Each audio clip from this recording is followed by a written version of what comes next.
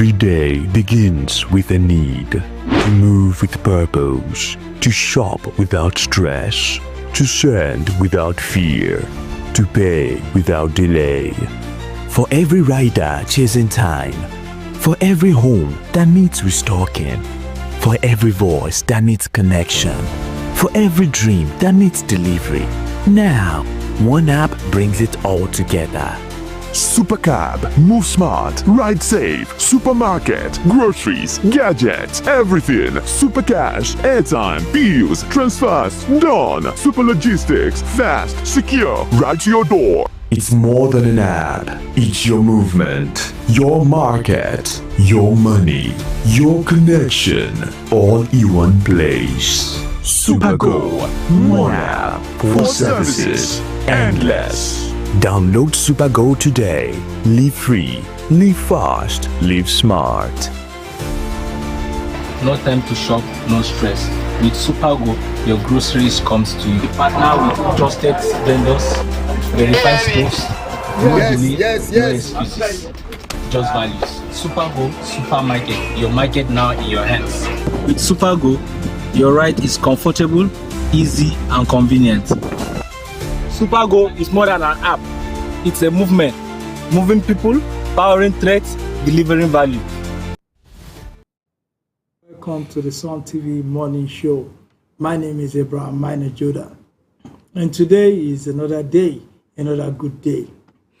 Thank God, it's a lovely Tuesday. And today we are going to do the usual, but we're going to add some spice to it. We're going to make it better. And I'm very sure at the end of the morning show today, you will be nodding your head that something great, something wonderful has happened to you through the screen of your TV set. And with me, as usual, are two people who, over the weeks, since last year, if you ask me, have made this show a very, very, a show that have had value to the lives of a lot of people. So once again, I'm introducing to you Mr. Iradane Kukwen, the Director of News and Public Affairs of Sun TV. Good morning. Good morning, Mr. Abraham. Good morning, Nigeria. Yes, and also with me is Mr. Abed Naphtali Pandawa, news broadcaster and also an anchor on Sun TV. Good morning. Good morning. Good morning. Just like, Albert, let me take you back to in the past days. We used to have Mr. Sun TV. Yes, with a title Mr. Sun TV, but for some time we had to step it down because he has overstayed his time. But nobody has been able to take that position again. So officially, I want to introduce Mr. Iradane Kukwen. He used to be Mr. Handsome of Sun TV. And you know when. Please speak up. You're an analyst. You should not be blabbing. No. What I'm saying is, when something has no structure, it does not last. So you don't just come and assign or appoint somebody with some description that is. Not related to anything. Anybody that has been watching Sun TV knows we call you Mr. Iradane Kukwen, Director of News and Public Affairs. What is the relationship between Director of News and Current Affairs with Mr.? You know, Mr. is all those things that people do, pigeonry and other things like that. Is it writing news about pigeonry or something? So I'm just letting you know that we just had to. The title was too much, so we had to. But I think we will bring it back. There is no need for that. So, No. The truth is, there's need for that because you've not. Please look at the camera. Intentionally. He's blushing. Okay, let's just get it now. Throughout all around the world, here we are presenting to you the Mr. Sun Sun TV that is pot-bellied. And that doesn't matter. We've seen. We don't want to bring issues let into us not bring this issues picture. up. well, I humbly disagree. Well, thank you very much. That's on a lighter note. For those who have been following us, myself himself and Miss Bridget James. That was one of our the discussions that always help to liven up the morning show. So, well, we are back to where we left off yesterday with the newspaper review. Today, new papers, new stories are just like they say, there's never a dull moment in Nigeria, politically, economically. There's always something to discuss. And this morning, I will go to the Punch newspaper. We're going to start with money. And the headline says, big money, small impact. Governors face fire over 9 trillion naira FAC windfall. Despite receiving an estimated 9 trillion naira in federal account allocation committee inflows in 2025, state governors are facing mounting criticism from labor unions, civil society groups, and opposition parties over what many describe as a widening gap between soaring revenues and limited improvement in citizens' welfare. FAC allocations to states surged by over 2 trillion in 1 year, according to an analysis of federal accounts disbursement data published by the National Bureau of Statistics and collated by The Punch, highlighting the scale of the revenue windfall that flowed to subnational government in 2025 and higher federal inflows.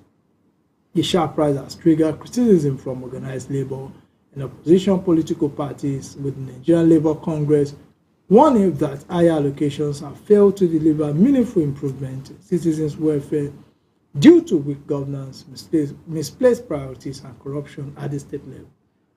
Civil society organizations have also faulted state government, accusing them of mismanaging the inflows and failing to translate increased revenues into visible development outcome, while calling for stronger accountability and oversight. Now, let me just take this last one. Economists meanwhile say the surge has expanded state fiscal space, but caution that heavy dependence on federally shared revenue and poor revenue management continue to undermine the sustainable development at the sub-national level. That is the story of our states. More money has come into them. Over 2 trillion naira increase from the previous year, which is 2024 to 2025. And you know, in 2023 to 2024, the excuse was that the money has increased numerically, but in terms of value, because of the dollar, naira, this thing that if you calculate, it hasn't increased. But I think the naira has been stable between 2024 and 2025, 2026. So this 2 trillion naira increase is real-time increase in the value of the allocation.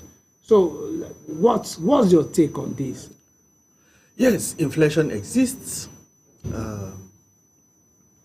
but it is true, just like it is captured in the report, that this amount is huge.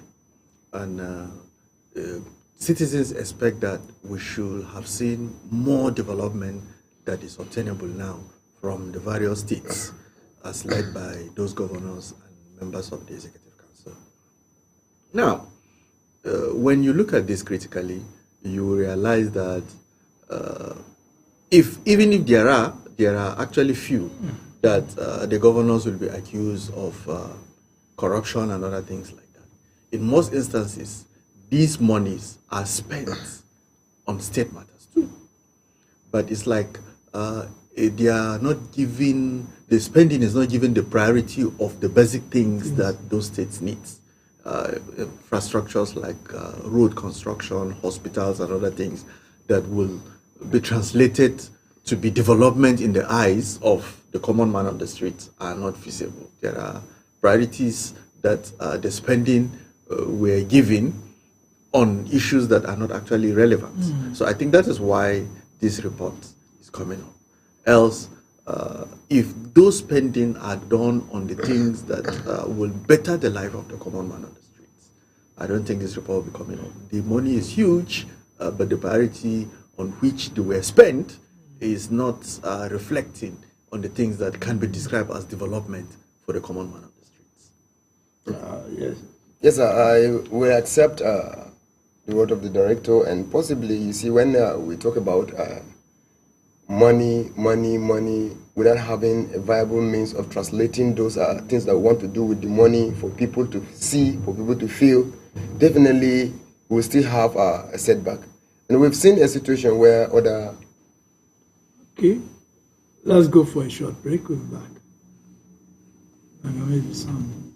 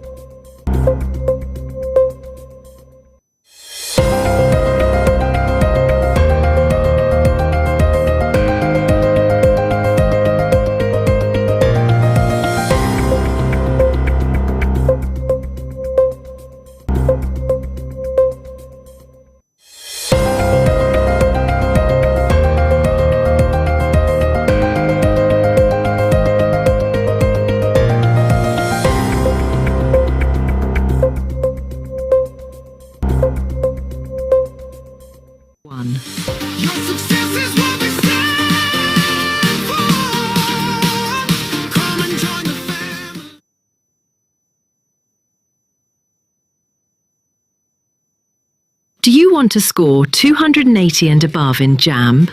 At Taraba Business School, we can make your dream come through. Register now for our JAMB and CBT training. Intensive JAMB and WACE coaching classes with experienced teachers is ongoing. You will also be trained on computer-based training, CBT. Visit Taraba Business School today.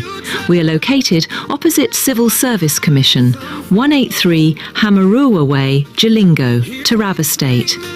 You can call the following numbers for inquiries: 080 602 69140, 070 634 28464, 080 606 60861.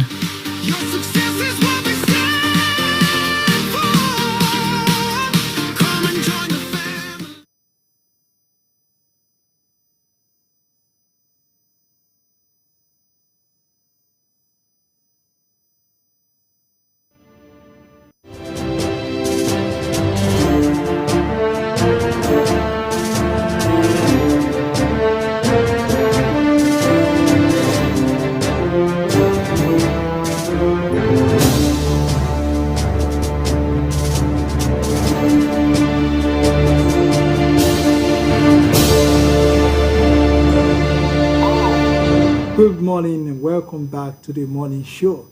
Sorry for that break that we just went for. Now we're back. I think we just went to refuel on some issues. Now we're back. So let's go to another newspaper.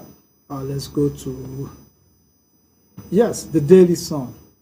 Daily Sun, I just wanted to link it to what we discussed yesterday. On the Daily Sun, we have military dragnet widens as retired generals join list of suspected coupists.